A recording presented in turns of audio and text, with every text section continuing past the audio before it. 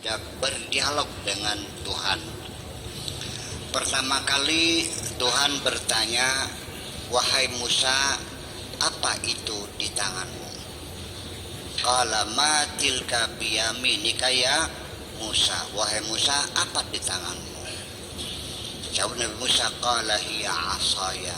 Wahai Tuhan, ini adalah tongkat. Atawakkau 'alaiha, saya pakai untuk tertekan. Wa ahussu biha 'ala ghanami, dan juga saya pakai untuk menggiring-giring kambing saya karena sambil menggembala. Wali fiha ma'aribu ukhra, dan untuk keperluan yang lain-lainnya. Qala alqiha fa idza hiya hayyatun tas'a. Kata Tuhan, lemparkan tongkatmu. Begitu dilemparkan, tiba dia menjadi ular. Qala la takhaf khudha sanu'iduha siratahal ula. Jangan takut, ambil lagi, akan kami kembalikan sebagai tongkat semula. Wadmum yadaka fi janahika takhruj bayda min ghairi su ina ayatun ukhra. Itu adalah bukti yang lain. Sampai pada akhirnya Nabi Musa disuruh oleh Allah, idhab ila fir'auna innahu tagha, suruh menghadap kepada Fir'aun. Apa yang dikatakan? Doanya Nabi Musa, Rabbi syrahli sadri wa yassirli amri wahlul 'uqdatam min lisani yafqahu qawli. Jadi Nabi Musa sendiri ketika diberi tugas untuk menghadap Fir'aun, itu ada 3 poin yang jadi permintaan Nabi Musa. Karena Nabi Musa juga sebetulnya takut juga loh. Takut gak? Takut. Nabi Musa tuh, Fir'aun ini, percaya gak? Fir'aun sekali bentak, kamu pingsan. Duh, saking berbawanya. Luar biasa berantem. Nah, Nabi Musa juga mengatakan, inna akhafu an ayaktulani, ya Allah, nanti saya dibunuh gitu. Nah, makanya Nabi Musa minta Nabi Harun sebagai pendampingnya. Ajali waziran Haruna akhi, minta diberi pendukung. Jadi 3 persoalan itu adalah Rabbi syrahli sadri. Pertama, dada kita harus lapang.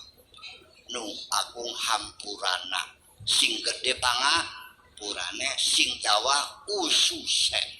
Hidup ini kita hidup tidak akan nyaman di mana saja kalau kita tidak berjiwa besar. Paham? Besar dan kecilnya persoalan itu bukan materinya, tetapi kondisi jiwa kita. Kalau jiwa kita kecil, maka semuanya menjadi besar.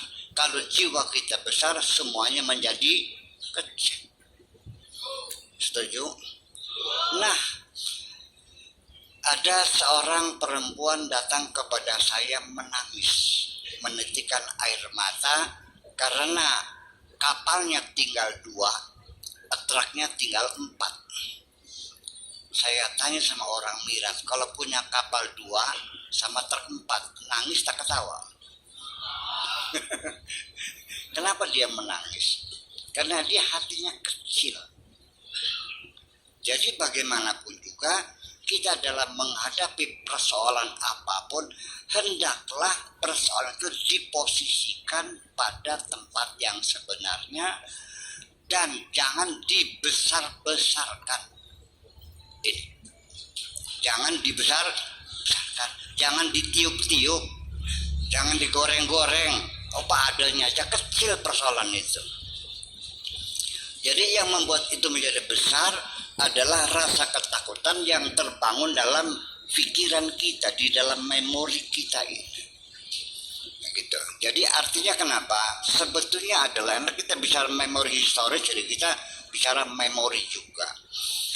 Karena terlalu banyak masalah, kesulitan-kesulitan dan sebagainya sampai di ruang memori itu terlalu penuh sehingga emosinya menjadi bengkak. Sehingga logikanya menjadi off. Maka itulah karena terlalu banyak penderitaan yang disimpan dalam ingatannya, maka akhirnya emosinya membengkak menjadi temperamen orangnya itu. Kesenggol dikit aja marahnya bukan main. Ya kan, piring dibanting, pintu dibanting semuanya, istri ditampar. Persoalannya apa? Hanya ketersinggungan sekecil itu saja. Kenapa? Karena logikanya sudah tidak berjalan. Makanya yuk sekarang mah kita belajar menyelesaikan persoalan satu persatu. Kalau bisa penderitaan ini jangan disimpan, diselesaikan, dibuang, jangan disimpan. Sebetulnya bukan penderitaan, dia sendiri yang memposisikan sebagai penderitaan. Ada anak itu orangnya gampang, ragu-ragu, bimbang, tidak bisa mengambil keputusan, cari jodoh saja nggak milih-milih, akhirnya nggak kawin-kawin. Ya sudah ragu. Kalau takbir 10 kali baru selesai. Kalau wudhu air sebak baru selesai. Penyakit was-was. Nah itu karena sejak kecil dia tidak merasa bahagia. Jadi orang yang kurang bahagia di masa kanak-kanak. Keluhan dia saya analisa karena dia merasa tidak mendapatkan kebahagiaan karena waktu kecil bapaknya meninggal, ikut sama kakaknya galak, selalu nampar, ditajong, ditendang, ditampar, dijotos gitu kan gitu. Jadi itu terekam dalam dirinya sehingga dia tidak bisa mengambil keputusan apa-apa hidupnya. Kan menjadi sulit hidup ini. Nah, itu jangan disimpan. Coba diungkap lagi dengan saya buang memori itu supaya dengan bebannya, dengan didiskusikan dengan akal sehat kita, yaitu dengan mencoba untuk belajar memahami dari sudut pandang orang lain. Ya, bukan dilupakan, biarkanlah nanti juga dengan waktu hilang. Siapa bilang waktu tidak menghilangkan memori kamu?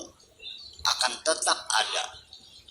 Ya, dan cara menghilangkan memori tidak kayak di komputer, sekali delete yang hilang sekian ribu data, betul nggak? Kalau memori di otak harus dibuang satu persatu.